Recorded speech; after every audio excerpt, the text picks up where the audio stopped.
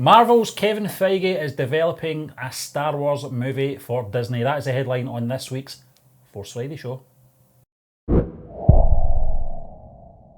Yes, Stephen, this one is coming in from Variety, but I do believe it was The Hollywood Reporter which broke the exclusive.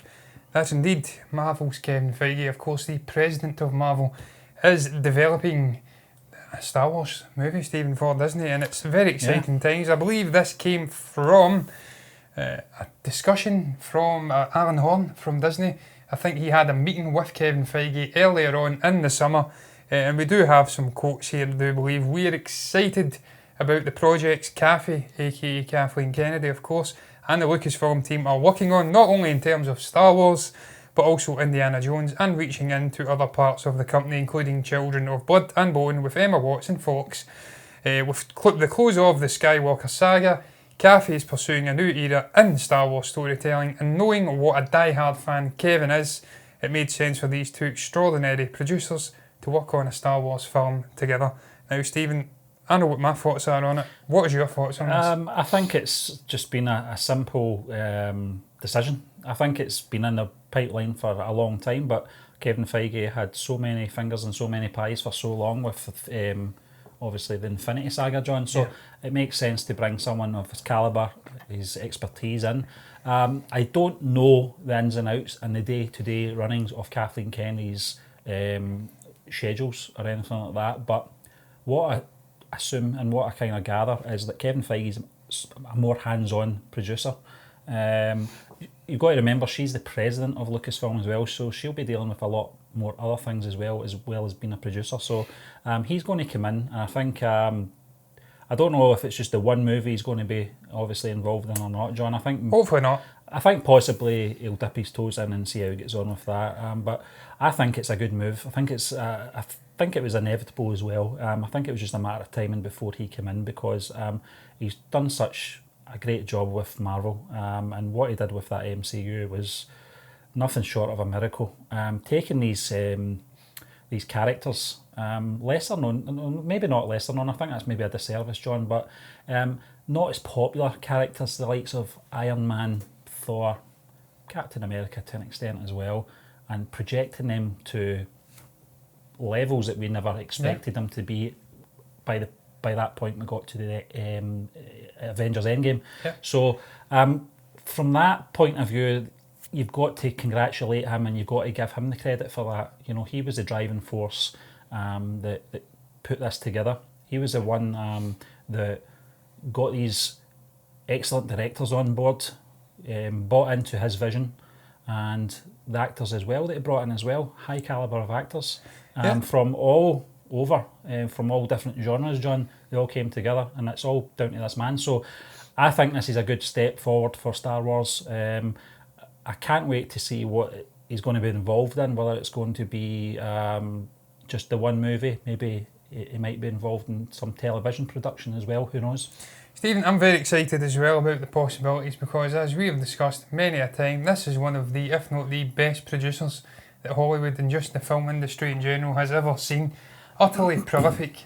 Stephen, I think he's got an average of over $1 billion or just shy of $1 billion per film that he's produced in the Infinity War saga, or just the Infinity Saga in general. Obviously the MCU 20, I think, how many movies? 22 movies was it? Over 11 years. It's an incredible record the man's got. So he's 46 years old. He's already one of the best producers in the business, if not the best in the current day business. And for him to bring his expertise into Star Wars can only be a positive thing. I'm very intrigued to see how this will mesh with obviously what we spoke about earlier on in the year, Stephen. I think it was Michelle Raywan who came on board to oversee live action and I think producing certain elements within the Lucasfilm, the Star Wars section of production. So I don't know how that will mesh with her and obviously Kathleen Kennedy as the all-hearing, all-seeing, omnipotent sort of a president of Lucasfilm. I think that will marry very well, as they do say, as Alan Horn does say in that great sort of a quote, if you like. He's a great Star Wars fan. He's a die-hard Star Wars fan, and just this adding a man of this calibre into producing, oversee hopefully many movies, perhaps one, perhaps 3, 4. I hope it's more. It can only help the brand, can only help Star Wars, which is in a slightly iffy place in terms of movies at the moment. Yeah. You can argue there's only really been 2 decent movies, good movies, Force Awakens and Rogue One. Solo was okay, The Last Jedi, depending on where you come at from that movie, then it's either utter shite, okay. I think very few people would say it's great. So this is a great move, Stephen, getting this guy on board. I'm very excited to see how he's going to implement his array of talents, how he's going to pick up. Is it going to be a story which he's creating himself? I doubt it. I don't think that's what he does. I think he just oversees a general treatment. But is it going to be perhaps that he oversees a Ryan Johnson trilogy? I don't know. I hope not. I hope it's something different. I think as well, John, because we're moving away from the Skywalkers as well, they're taking a big jump and a leap of faith, if you like, with the fandom and where they're going to take this. I've got a funny feeling that he's going to be involved in the Old Republic in some fashion, John. So. You're right, he doesn't really get involved in the overall storytelling or anything like that, but the connections he's got as well, the connections with all these directors. Waititi's already on board for some episodes of The Mandalorian. We could see him coming in and directing under Feige. The Russos could come in as well. You've got Joe Johnston as well, who's obviously part of Star Wars, the original trilogy, as a visual effects supervisor. So he's got history. Just shows you how Star Wars just plummeted out so much great talent. Exactly, John. And I think just his presence as well will really show, in the quality of what he's going to be involved in as well. I think it's an important appointment, if you like, at this stage. After episode 9, we're kind of getting into a sort of unknown regions of the galaxy, because we don't really know anything about the Ryan Johnson stuff, if that's still going ahead. I don't think it is. Benioff and Weiss stuff, there's all these conflicting reports that they're only going to be involved in one of the films in their trilogy. Who knows? But to get him on board, they've already got Favreau in, so it's important that they bring in people that understand Star Wars. Feige, Favreau, Filoni. Anybody else begins or ends with F in their surname? I can't think of anyone else, but there seems to be a connection here. I just realised that. But I think Stephen, I think that would be an absolutely excellent shout. Perhaps this being the conduit for getting Dave Filoni in and maybe directing a full-on live-action feature-length movie. I'd love to see the guy tackle on a Ahsoka Tano thing. I don't think that will happen anytime soon. I think they'll want to stabilise it after the Skywalker saga, lay the foundations of perhaps a new element of storytelling, a new saga. I know we're having discussions, or there's been discussions about perhaps an Old Republic setting with Benioff and Weiss. We still don't know if the Ryan Johnson trilogy is happening and where or when that is going to be set. I think the general consensus was it would be after the sequel trilogy in perhaps an unexplored region of the galaxy. Could this be a totally different step? I don't really care which step it is. I just know that getting this guy on with his calibre of production skills, just his connections, as you did say, Stephen, his ability to grasp the canon, the storytelling, what it takes to make a cohesive story overarching many, many years. I think it's exciting times for Star Wars, this guy coming on board. And if it can perhaps see, as I did say, a Filoni in there, maybe even a Taika Waititi coming in and doing a Star Wars movie under his tutelage, I'm well on board for that. I'm very excited for Star Wars again, Stephen. Finally. Yeah, I think they've got it. I say finally, the TV shows. I think they've got it, John. I think they understand now. Some might say it's a little too late, but I think this is what they've got to do. I don't think they've got a choice now. I think as well, John, you just touched on TV shows there. This is the reason I think they're sort of playing it safe with the TV shows. They're keeping it within that sort of time frame of the original trilogy, with The Mandalorian just after Return of the Jedi. The Cassian Andor stuff's just going to be before Rogue One, and then we're getting Obi-Wan, which is going to be sandwiched in between episode 3 and 4, I think.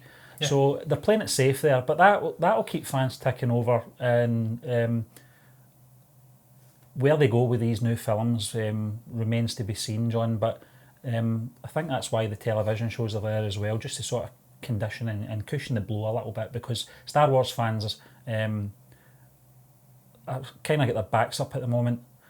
Some of them. But episode 9 might pacify a lot of them, so we'll just have to wait and see. Stephen, it's going to be a very important sort of a passing of the baton era moment in the next few months with The Mandalorian and obviously The Rise of Skywalker. If these both hit, it will have optimism and just happy faces all throughout the fandom, going into a really cool and exciting point with the TV shows, the Cassian Andor TV show. I think The Mandalorian has already had a second season green lit, and then obviously, as you did mention, the Obi-Wan series.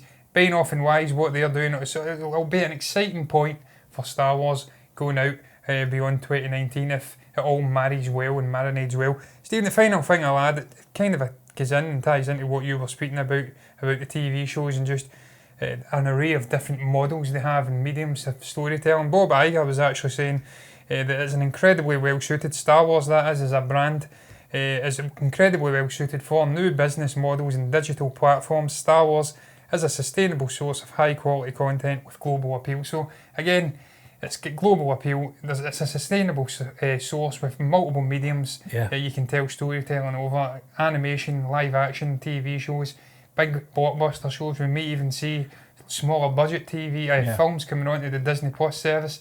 Iger says that wouldn't happen, but who knows in a couple of years. And getting guys like this on board, that just further I would even go as far to say, John, and I don't mean this in any sort of negative way towards Kathleen Kennedy, but when you're pairing the two producers side by side and, you know, running their sort of production sort of careers running parallel over the last maybe 10 years, Kathleen Kennedy's in an established brand that at a point when you could announce a new Star Wars film's coming in 2015, the bums were in the seats the minute that was mentioned. Kevin Feige's had to build up the MCU from basically scratch with that first Iron Man film. The Incredible Hulk kind of dipped a little bit for a lot of people, but he had to build it up from that first film and start building the world. I know obviously he's got the comics, you know, and all the source material there to work from, but it's still a hard thing to do. Star Wars, on the other hand, was already a blockbuster brand. The MCU wasn't at the time. Yeah, Stephen, look, the final thing I'll add, final thing, I think I keep saying final thing. Yeah. I actually looked at a comment there and it made me chuckle slightly inside, that he could be coming on board to deal with the awful mess Benioff and Wise are making. I hope this guy hasn't got contacts, because that would be terrible. Hopefully they're not making a mess. They don't need anybody to come in and look after them like some little child who needs a minder. Stephen, the final thing I was going to add though, Gareth Edwards, with what was that chap's name that came on board? Tony Gilroy, Would you see this as perhaps being a potential situation where Feige comes in, quits his role as president of Marvel and takes over at Lucasfilm, overseeing Star Wars? Do you think that's a possibility? This is perhaps the initial steps to maybe this being a precursor to that, I don't know. It could be, John, eventually. I don't think he's ready to leave the MCU just yet. I think going into Phase 4, Phase 4 is going to need him there, because you're already hearing the rumblings, certainly on YouTube, certainly YouTube channels, that they've seen the slate, they don't like it, it's too much agenda driven, etc, etc. So I think he's going to stay around that phase for long enough to oversee it, to make sure it, you know, is a kind of smooth flight. But further down the line, John, he's only 46, so you could see in the next 10 years' time that he might actually take over from Kathleen Kennedy eventually. Yeah, Stephen, I think he will see out Phase 4 minimum, and then he perhaps will come in at some point if he doesn't have eyes for a higher position within Disney's greater umbrella. Maybe come in and take over at Lucasfilm for 4, 5, 6 years, stabilise that brand again. Not that it's not stabilised just now, but just build a greater sort of a foundation and then have that on a similar level to the MCU. And then he'll go off and maybe overtake or take over Alan Horn's position as the all-seeing sort of a guy who has a final say. I think he's even above, maybe, but no, I don't think he is above Bob Iger, but he certainly has a lot of sway in the Disney machine, does Alan Horn. But Stephen, I spoke about Bob Iger there, spoke about him previously. We're going to move on to the next topic. It's all about Bob Iger admitting that Star Wars creator George Lucas felt betrayed by new trilogy plans. So this is, I think, his memoirs. It's a book he's released, The Ride of a Lifetime, Lessons Learned from 15 Years as CEO of the Walt Disney Company. Yeah. And there was a number of passages within this memoir, greater memoir, where he explains the process of obviously George selling over the company, Yeah. Lucasfilm to Disney, them buying up his initial vision for the sequel trilogy, The Treatments. He felt that George, that is, that they were going to utilise this in the sequel trilogy. Then when he subsequently discovered they weren't, Stephen, he was very disappointed. He felt betrayed. They got him on, I think, to an early screener for The Force Awakens. He didn't like it. No. He says nothing's new. Yeah. So what is your takes on this, Stephen? What's your takes on Bob Iger actually airing this just months prior to the release of The Rise of Skywalker, knowing the current situation with the fan base?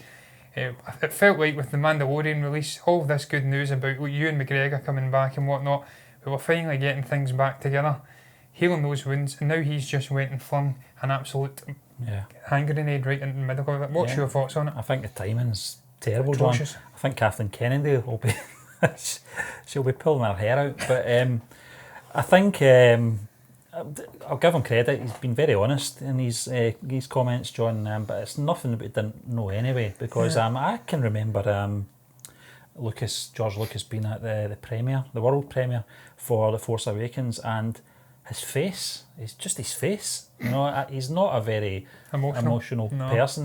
You know, as you know, John, he's very lifeless at times behind that grey beard. But he just didn't look happy. You know, and he was interviewed on the red carpet, and he just, you know, as if I need to be here, although I don't want to be here. I think he was wearing a checkered shirt. He always does, yeah. There was nothing, you know, he wasn't getting dolled up for it or anything like that. Stonewashed jeans and a checkered shirt. But getting back to that, there was a quote there. George immediately got upset as they began to describe the plot. So, obviously, it was nothing to do with his sort of, you know, his writings, you know, or the notes that he gave them as part of the deal, you know, to hopefully work from. But it's all hindsight now, you know. It's one of those things that there's not a lot you can do about it now, you know. I would have still liked to have seen George Lucas being involved in the writing. One of the things that I've always said about George Lucas is, you know, his writing's always been first class. His world building, his character study has always been first class. Directing's another thing. He directed A New Hope, or Star Wars as it was called back then, because I don't think anyone was interested in directing that film, and I think he had a vision for it anyway. The prequels, you know, famously we know that his execution on them wasn't the greatest. His management over the actors as well wasn't that great, and perhaps he should have brought in separate directors or one director to oversee that, but he didn't. Again, it's all hindsight. That's why I was surprised. The news that Bob Iger's telling us isn't that shocking, or, you know, it's not really an exclusive. We knew that they weren't using Lucas's sort of treatment. That's the one thing I would have kept him involved in, because, as I said, John, his writing's first class. It always has been. He gets Star Wars because he created it. And the only thing that I would say that I wouldn't have got involved with, or Lucas's idea, was that sort of microscopic universe sort of thing, idea that he had. I don't know if this was part of it. It was a microbial. I think that would have been too much of a contrast in his trilogies. But I would have had him on some kind of consultation in the writing with the likes of Lawrence Kasdan, perhaps J.J. Abrams as well, who's also a great writer, to be fair to him. He should have been involved in some capacity. Well, he was. I don't know if it was promised or not, but obviously there must have been some discussions, maybe some kind of verbal agreement or something like that. George Lucas is a shrewd businessman, so I'm surprised he never got anything down in contract or anything. I don't think he was scared, Stephen. I mean, in the grand scheme of things, I'm assuming that he was probably very much upset when he initially discovered that his outlines for the sequel trilogy hadn't been implemented into the actual Then he looked at his bank balance. Then he looked at his bank balance and the sizable shares that he held in Disney. I think he subsequently sold them for a very decent profit. So he's not, in the grand scheme of things, been that upset. I don't think. At the end of the day, he's still got the original trilogy, which to this day remains the best, the best Star Wars movies ever created. And the film production as well is named after him, John. So his legacy will live on forever. Yeah, Stephen, just in terms of the actual setup itself, releasing this, I think it's terrible timing, as you did say. I don't know what he's thinking. As I did allude to at the beginning, we're coming to a period where we're perhaps coalescing once again into going forward and enjoying Star Wars again, the whole fandom. I say the whole, there'll always be that little section who just hate because they want to see the world burn, as Michael Caine's character in the Dark Knight trilogy once alluded to, and he's absolutely Alfred, right. Yeah. Was it Alfred? Yeah, there you go, I've lost the plot. I thought it was Alfred, but I didn't want to fling myself under the bus again, Stephen. But yeah, look, in terms of the actual outlines of the trilogy and them not being taken up, I agree with you to an extent, Stephen. This concept of the microbial life thing, I don't know how that would have worked.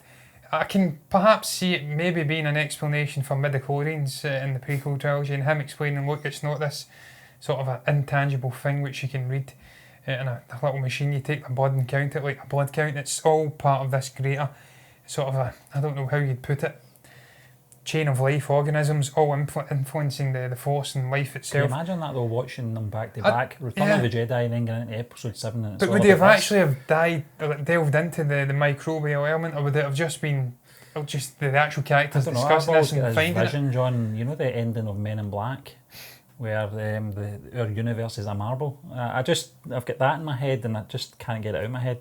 I just think it would be too jarring. Yeah, it may have been. Yeah, it may have been, Stephen. And look, I think it's, as I did say, it may have been him just covering for the midichlorian thing. Then again, I don't know. We're never going to see it, so it's really relevant. Could you see it being utilised in the future? That's another thing. Could they perhaps roll this Maybe out? Kevin Feige's going to be doing that. Exactly. They own the rights to this treatment, so perhaps they could roll it out at some point in the future. I don't know. Do I understand why he was pissed off and perhaps feeling betrayed? Absolutely, Stephen, because they bought his treatments, his outlines, if you'd like, whatever you want to call it. And I'm sure they maybe alluded to them perhaps using this, and then he thought, all's merry, I've got my money, they're doing my stories.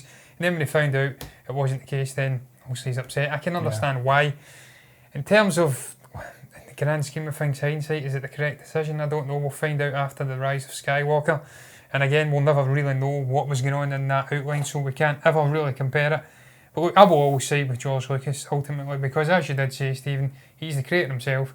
And in terms of overarching storytelling, I don't think there's many better people in the history of cinema who can have a great vision, have imaginative juices flowing, a propensity for creating new worlds and new technologies and just guns and weaponry and stuff like that. I think as well, John. And visualising that on dialogue and actual direction, shocking, overarching, great imagination and genius at play. I think as well, John, when you think of the sort of things that, you know, ILM and you know the way they changed movies forever with you know, these different motion cameras, models, that kind of thing, you know. Pixar as well, he was involved in the early stages of Pixar, wasn't he? His development, his team. So video games as well. So he had another man that, you know, had a lot of fingers in many pies. But there was another quote in there, John, as well, that Bob Iger said, you know, I don't think, I'm paraphrasing here, but I did read it, saying, I don't think George realised the pressure we were under. I had to laugh at that. You know, if you ever watched the documentary Empire of Dreams, it gives a good breakdown of George Lucas's breakdown. The man suffered a heart attack, you know, high blood pressure, fighting with studio execs for that whole trilogy. Against the actual establishment in Hollywood in general about credits and whatnot. If you want to talk about pressure, then you don't talk about it in front of someone that's lived it. And you don't disrespect the man, Stephen, as well, by not actually telling them prior to meetings that they're not following his guideline or his treatments. This was the man that made it all possible, made it this billion-dollar franchise, which you could then catapult off of and earn, I don't know, the best part of $4 or $5 billion from it. Yeah. You do the man a respect by actually informing them, and that's the one thing I think they could have handled better. And even Iger alludes to that himself. It got them off to a rockier start than they would have liked. But look, Stephen, it's life. So it's business, and they never did give him any real obligation that they would utilise the treatment in the end. So I don't, as you did allude to, he's a shrewd businessman usually, and he shouldn't have got his hopes up, knowing that it was Disney essentially, and they would just do whatever they want to do. Yep. Anyway, but look, Stephen, I'll quickly move on before we end this show to a brief little topic, all about one Brie Larson.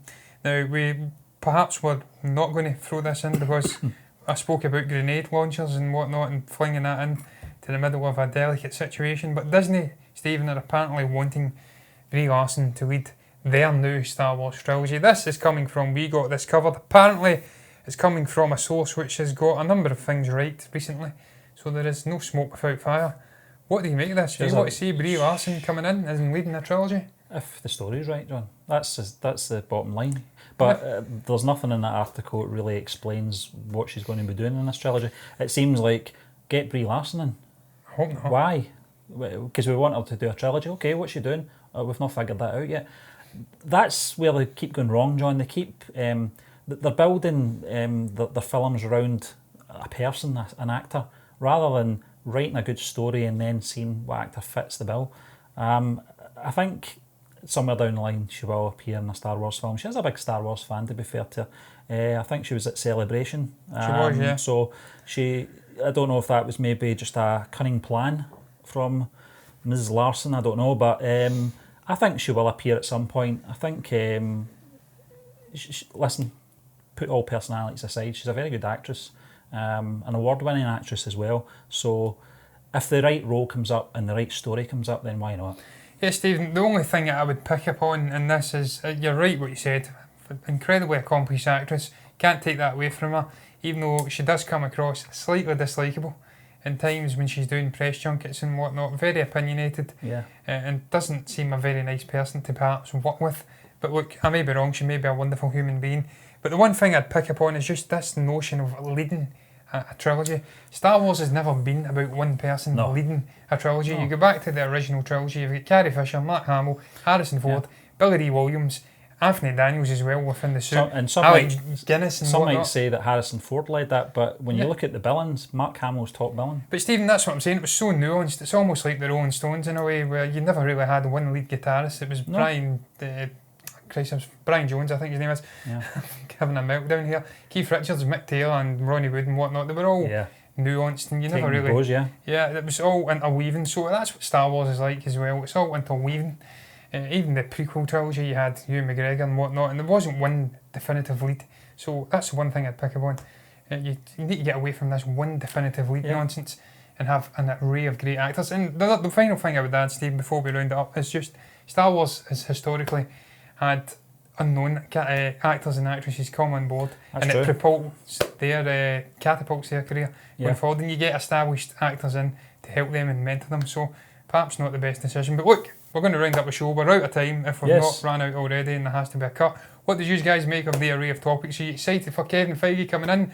What do you make of Bob Iger throwing George Lucas under the bus? What do you make of Brie Larson? Comment below if you have anything to say. Like the video if you're enjoying it. Subscribe to the channel if you're enjoying the content.